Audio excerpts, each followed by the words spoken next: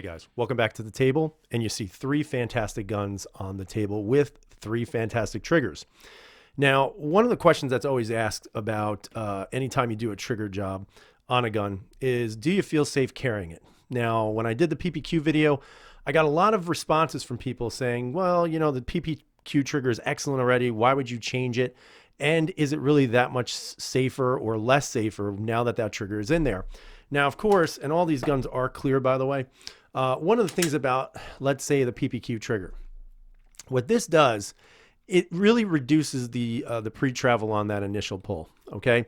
Now, some might feel that that's a little unsafe, but at the same time, what I would say to you is, you know what?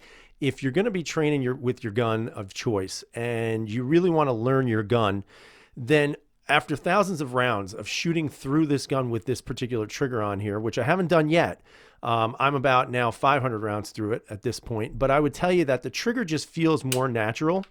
You know, of course, when you're pulling that trigger, the trigger is a very short, very nice, clean trigger. Now, does it make it unsafe to carry? Unfortunately, for some people, it may feel that way. I would tell you that, you know, the poundage on the trigger hasn't changed. It is just that pre-take or that pre-travel, excuse me. So if you have to pull your gun, you have to use it in a self-defense situation, you know, it would be advisable probably not to have your finger on that trigger until you absolutely need to pull the trigger. Again, it's going to really be based upon the user because in my opinion, this gun is as safe as it was prior to the trigger installation. Now, of course, on the SIG P320RX, I've put the advanced trigger, including the trigger bar in this gun. So this gun is running all Apex now. The trigger and the trigger bar are all from Apex. I'm going to tell you that the trigger pound-wise does not change on this gun. You know, I think it's maybe dropped 1 pound, which in my opinion isn't that significant. I would suspect it might go down a little bit lower, maybe to the low sixes, because right now this is about a 6.5 trigger pull. But other than that, it's not going to go any lower than that. And one of the things that you have to understand is with these two guns, the springs never change. The only thing you're changing out in this PPQ is the actual trigger assembly, which is the trigger shoe and the actual trigger bar. Other than that, the springs stay the same. Nothing really changes the poundage of the pull. The only thing that changes is the pre-travel on that initial trigger pull. With the P320RX, it's basically kind of different. If you don't go with the advanced face trigger, you won't lose about 1 pound. It'll stay the same. I think right out of the box, I'm pretty sure they're about 7.5 pound pulls right out of the box. With the flat face advanced trigger, it's going to drop it maybe 1/2 to about 3/4 of a pound on the trigger pull. So for some people who are kind of leery carrying a light trigger with a flat face like this, I'm going to tell you that this actually probably would be more down your alley. And what I mean by that is because it's not really reducing the trigger pound weight. What it is doing is it's reducing the trigger pre-take or the pre-travel. So in this case, what you're going to notice, and if you guys have a SIG P320, you're going to notice right away that there is really no pre-travel any longer. That's it, guys. It's almost like it's a fully staged single action trigger. The only difference I would say is that it actually feels more like a double action pull, which is kind of interesting. So you have a very short pre-travel right there. And then you've got a pretty stout trigger. So you're looking at about 6.5 pounds in regards to the trigger pull. Reset wise, let's see where that's at. There's your reset. So the reset goes right out or drives your finger right out to the original position. So is this going to be a safe gun to carry? Again, I can't tell you if it is or isn't. That's going to be up to your preference and what you guys think works best for you. In my opinion, this gun is as safe as this gun, because what it's going to boil down to is your finger being in the right position where it needs to be before you decide to take that shot. Now, of course, with the next one, this is their, in my opinion, their more advanced trigger of any trigger system that I have from Apex.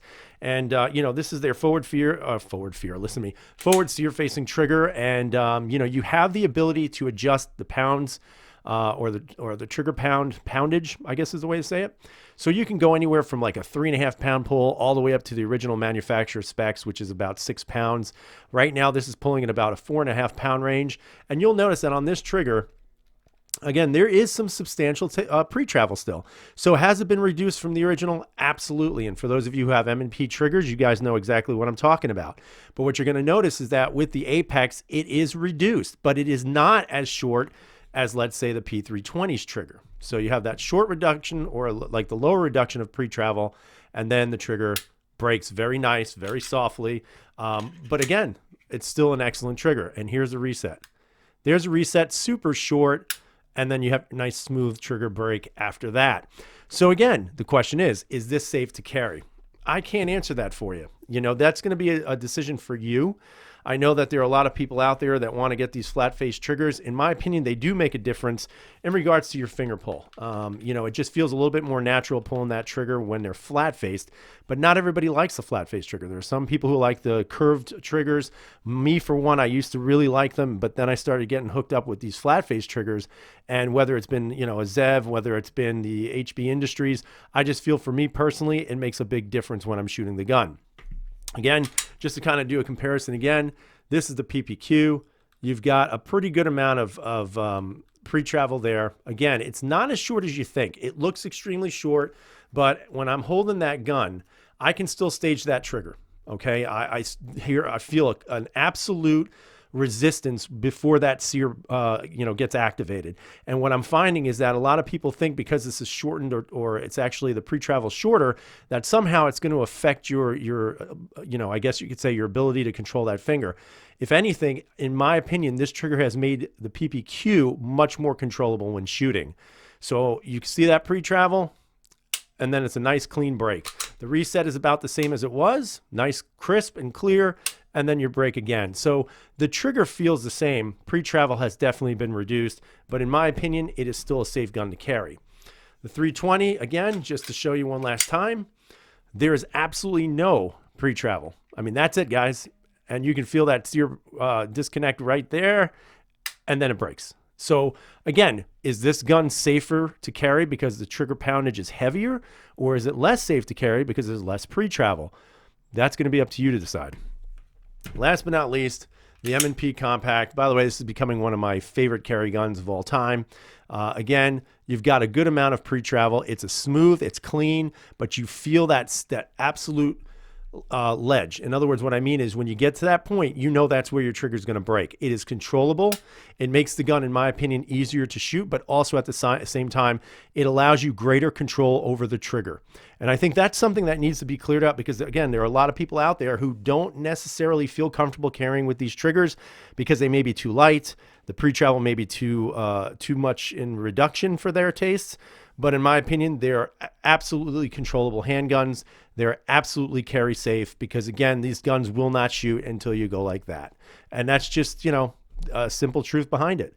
So I'd love to hear what you guys have to say about the Apex trigger systems, if you're comfortable with them, if you use them, if you won't use them, and why or why not. Because I think it's a good discussion to have, especially if you're looking for good upgrades to do in your handguns that may make the handgun even better to shoot. So I'd love to hear what you have to say. Leave comments down below. Thumbs up are always appreciated. Have a great day. Stay safe. And as always, freedom is never free.